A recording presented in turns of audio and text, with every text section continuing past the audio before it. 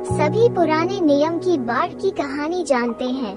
प्राचीन बेबीलोन, मिस्र, चीन और हिंदू धर्म में भी इसी तरह की कहानी प्रचलित थी। हिंदू धर्म ग्रंथों में मिलता है बाढ़ का यह वर्णन।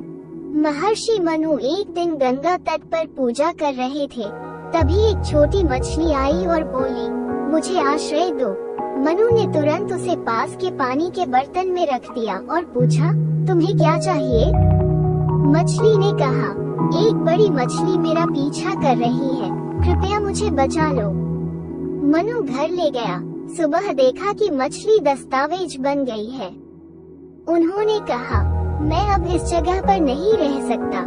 मनु ने फिर उसे पालने में रखा। अगले दिन वो उस बच्चे के बराबर हो गया और बोला, मैं यहाँ रह भी नहीं सकता। तब मनु ने उसे नदी में डाल दिया। जब उसने भोर को देखा कि नदी जानवरों से भर गई है, तो उसने उसे समुद्र में डाल दिया। तब मछली कहने लगी, मनु, मैं जगत का रचयिता जल प्रलय से जगत का नाश करूंगा। मैंने आपको चेतावनी देने के लिए यह मछली का रूप लिया है।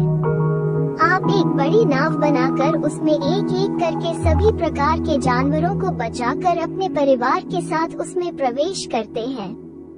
जब सब स्थानों में जल भर जाएगा, तब तू मेरे सींग को जल में देखेगा और अपनी नाव को उसमें बांधेगा।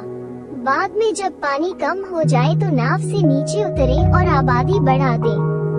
इस प्रकार भगवान के वचनों के अनुसार बाढ़ आई और मनु ने अपने परिवार और हर जोड़ी जानवरों और हर तरह के पौधे के बीज को बाढ़ से बचाया और बाढ़ के अंत में वो उस नाव से नीचे उतर गया और दुनिया में लोगों को पैदा करने लगा और हम मनु के वंशज हैं और मनुष्य कहलाते हैं।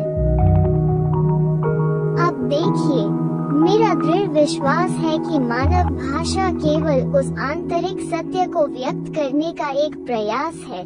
ये सभी कहानियाँ एक छोटे लड़के के अलावा और कुछ नहीं है, जिसकी एकमात्र भाषा अस्पष्ट शब्द है, जैसे कि वो उस भाषा में सबसे गहरे दार्शनिक सत्य को व्यक्त करने की कोशिश कर रहा हो। बच्चे के पास इसे व्यक्त करने के लिए उपयुक्त इंद्रियां या अन्य साधन नहीं है। उच्चतम दार्शनिक की भाषा और बच्चे की भाषा में किसी प्रकार का अंतर नहीं है, केवल डिग्री का अंतर है। आज की शुद्ध व्यवस्थित गणित की तरह एक सटीक कट ऑफ भाषा और अपरिष्कृत पौराणिक भाषा के बीच का अंतर पूर्वजों में केवल डिग्री का अंतर है। इन सभी कहानियों के पीछे एक बड़ा सच है।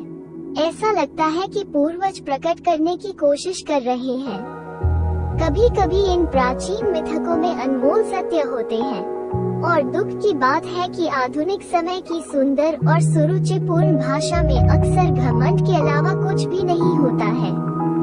इसलिए सभी प्राचीन चीजों को पूरी तरह से फेंकने की जरूरत नहीं है, क्योंकि वे पौराणिक कथाओं में डूबी हुई है और आधुनिक समय ऐसा और ऐसा सज्जन नहीं लगता है। मनु शब्द मन धातु से बना है और मन धातु का अर्थ है सोचना।